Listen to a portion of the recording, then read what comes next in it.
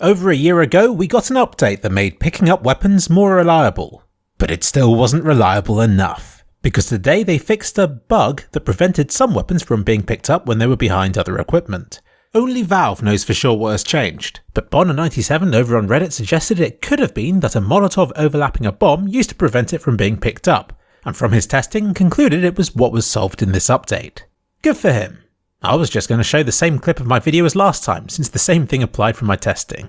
Field of View, or Vision, works with floating point values now, which means you can add decimal places to it if you'd like. It still requires cheats to activate, but it at least keeps the dream alive for a Field of View slider to be added at some point. I guess we'll see where this leads to in later updates. If anywhere. Tazer damage is reduced against teammates in danger zone. But how much by? Camacho and I joined a game to find out. Now for the bit that none of you have been waiting for, the bug fixes to maps that I covered earlier in the week. Now I wish it was just a simple case of either covering the things that have been fixed or those that haven't, but as always it's more complicated than that. Here we go. Breach first. That slide Easter egg thing had a few problems with it. If you drop the bomb while on it, it could get stuck inside the wall.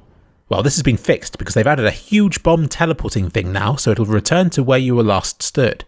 Unfortunately, they still haven't fixed the bug where if you're on the slide when the next round begins, your view goes all weird and through the floor. This still happens.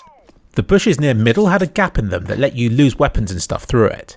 The clip has been extended, fixing the issue. And the bushes here are clipped up as well, so you can't lose weapons down the side of them anymore. But you can still lose weapons down the back of the chair here.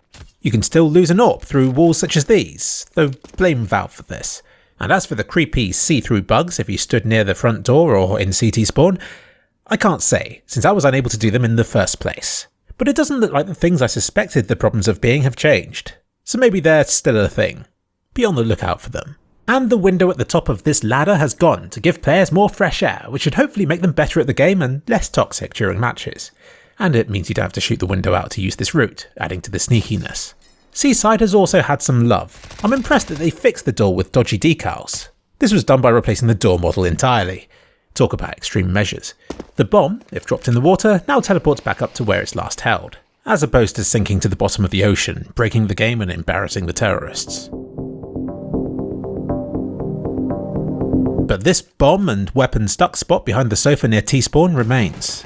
The overpowered boost at T-spawn, and the 4-man boost at the T-side of B, and that bit around the back of bomb site A have all been blocked up.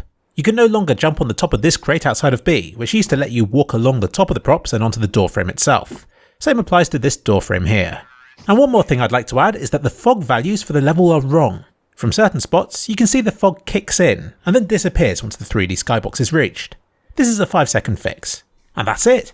Also, I really recommend you give Scrimmage a go if you haven't already. It's so nice to be able to play matches with your friends, even if you're all different ranks. I hope it's extended to all maps, as it's like playing CSGO in the old days again, and has motivated me to play the game a lot more than I would normally. If only Valve made this change sooner.